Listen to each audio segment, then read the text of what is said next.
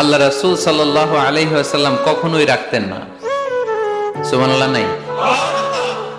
আল্লাহ রাসূল সাল্লাল্লাহু আলাইহি ওয়াসাল্লাম কখনোই ওনার সাথে কেউ খারাপ আচরণ করলে উনি রাখতেন না। ওনাকে অত্যাচার করা হয়েছে, তিনি রাখতেন না। জুলুম করা হয়েছে, তিনি রেগে যেতেন না। রাসূল সাল্লাল্লাহু আলাইহি ওয়াসাল্লাম মক্কায় যখন নামাজ পড়তেন, উটের পচা নাড়ি ভুঁড়ি আল্লাহ রাসূল সাল্লাল্লাহু আলাইহি ওয়াসাল্লাম ঘাড়ে আর পিঠের উপর চাপিয়ে দেয়া হতো। আমাদের কার কার পিঠের উপর নামাজ অবস্থায় উটের বা গরুর নাড়ি ভুঁড়ি চাপায়া দেয়া হয়েছে এলাকায়? আছে কেউ? নাই। তায়েফের ময়দানে আল্লাহ রাসূল সাল্লাল্লাহু আলাইহি ওয়াসাল্লাম দাওয়াত দিতে গেলেন, নিজের লাভের জন্য না তায়েফবাসীদের লাভের জন্য? খেয়ে না খেয়ে দিন প্রচারের কাজে নিজেকে দিয়েছ বিলিয়ে, তায়েফের কাফিরেরা চিনল না সে আলো, দুষ্ট ছেলেদের পিছু দিল লেলিয়ে, পাথরের আঘাতে ক্ষত বিক্ষত হয়ে সারা শরীর থেকে রক্ত ঝরে। হে রাসূল তোমাকে ভুলি আমি কেমন করে, হাজার ব্যথা বেদনার পরে। ফিরে আসনি তুমি আপন ঘরে, দিনের আলো তুমি ছড়িয়ে দিতে, চলে গেলে মদিনায় মক্কা ছেড়ে। হে রাসূল তোমাকে ভুলি আমি কেমন করে, হে রাসূল তোমাকে ভুলি আমি কেমন করে। ঠিক কি না? তায়েফের ময়দানে রক্তাক্ত হলেন তিনটা জায়গায়, দেখে এসেছি আমি।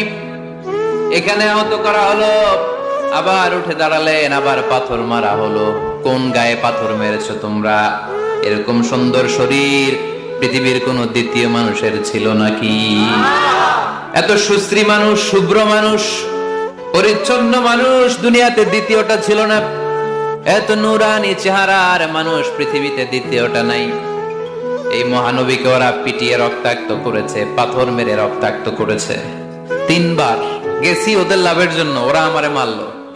আহা, তারপর রাসূল সাল্লাল্লাহু আলাইহি ওয়াসাল্লাম কি রেগে গিয়েছেন? কারণ রেগে গেলেন তো হেরে গেলেন। কোনোভাবে রাসূল সাল্লাল্লাহু আলাইহি ওয়াসাল্লাম রাখতেন না। নিজের উপর অত্যাচার আসলে রাসূল সাল্লাল্লাহু আলাইহি ওয়াসাল্লাম রাগেন নাই।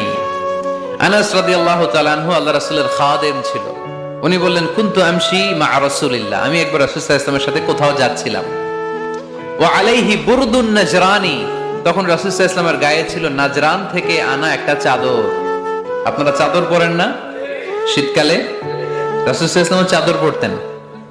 রাসূল সাল্লাল্লাহু আলাইহি ওয়াসাল্লাম নাজরান দেশ থেকে আনা একটা চাদর পরেছেন, গলিজুল হাশিয়া, যেই চাদরের এই কর্নারের ডিজাইনটা ছিল খসখসে। কি ছিল? হঠাৎ এক বেদুইন এসে রাসূল সাল্লাল্লাহু আলাইহি ওয়াসাল্লামের চাদর ধরে টান দিল। টান দেওয়ার সাথে সাথে রাসূল সাল্লাল্লাহু আলাইহি ওয়াসাল্লামের ঘাড়ের এই চামড়া ছিঁড়ে গেল। এই খসখসে যেহেতু ডিজাইন চাদরের, ওই খসখসে ডিজাইন ঘাড় আর কাঁধের এখানে যখন টান খেলো, ওই খসখসে ডিজাইনের দাগ বসে গেল, রাসূলের চামড়া ছিঁড়ে গেল ঘাড়ের। সে টান দিয়ে বলে, ইয়া মুহাম্মদ মুরলি মিন মালিল্লাহ, আসছে ভিক্ষা করতে। মূলত ভিক্ষা চাওয়ার ডিজাইন দেখছেন? যার কাছে ভিক্ষা চাবে চাদর ধরে টান। এসে বলে, বেদুইন তো, এদের মধ্যে সভ্যতা ছিল না। ইয়া মুহাম্মদ, ও মুহাম্মদ মুরলি মিন মালিল্লাহ, ও মুহাম্মদ আমার খাওয়ার মতো টাকা নাই, তুমি আদেশ করো বাইতুল মাল থেকে যেন আমারে কিছু টাকা দেয়। আসছে ভিক্ষা করতে। ভিক্ষা করতে আয়েশা চাদর ধরে দিছে টান, ঘাড়ের রক্ত চামড়া ছিঁড়ে গেছে। রাসূল সাল্লাল্লাহু আলাইহি ওয়াসাল্লাম ব্যথা পেয়েছেন। ফালতাফাতা ইলাইহি রাসূলুল্লাহ, আল্লাহ রাসূল সাল্লাল্লাহু আলাইহি ওয়াসাল্লাম তার দিকে তাকালেন, তাকিয়ে ফাদহিক, একটা মুচকি হাসি দিলেন। আমি রাস্তা দিয়ে চাদর গায়ে দিয়ে হাঁটতেছি, এক ফকির আয়েশা কয়, ভিক্ষা দেন, টাকা দেন বলে আমার চাদর টান দিছে, আর ওই চাদরে আমার ঘাড়ের চামড়া ছিঁড়ে গেছে। কি করব আমি? আপনি কি করবেন? হ্যাঁ, কোনি? আচ্ছা, তা আমরা ঠিকই ওরে ধরে মাইর দিতাম, তাই না? আজকে ওর একদিন কে আমার একদিন ভর্তা বানায় ফেলতাম ওরে পিটায়, রাগের চোটে। ঠিক কিনা? আল্লাহ রাসূল সাল্লাল্লাহু আলাইহি ওয়াসাল্লাম try to think about it, try to ponder on the story. এই মোরাল অফ দ্য স্টোরি কি? রাসূল সাল্লাল্লাহু আলাইহি ওয়াসাল্লামের প্রফেটিক স্টোরি থেকে আপনাকে ভাবতে হবে। ভিক্ষা করতে এসে চাদর ধরে টান দিয়ে ঘাড়ের চামড়া ছিঁড়ে ফেলেছে, রাসূল তাকিয়ে মুচকি হাসি দিলেন, মুচকি হাসি দিয়ে বললেন, যাও বাইতুল মাল থেকে কিছু সম্পদ ধরে দিয়ে দাও। কি নবী ছিলেন! তার মানে উনার গায়ে যত আঘাতই আসতো কখনো উনি রাখতেন, তবে মাঝে মাঝে রাখতেন। যদি আল্লাহর বিধান লঙ্ঘিত হতো তখন বিশ্বনবী রেগে যেতেন।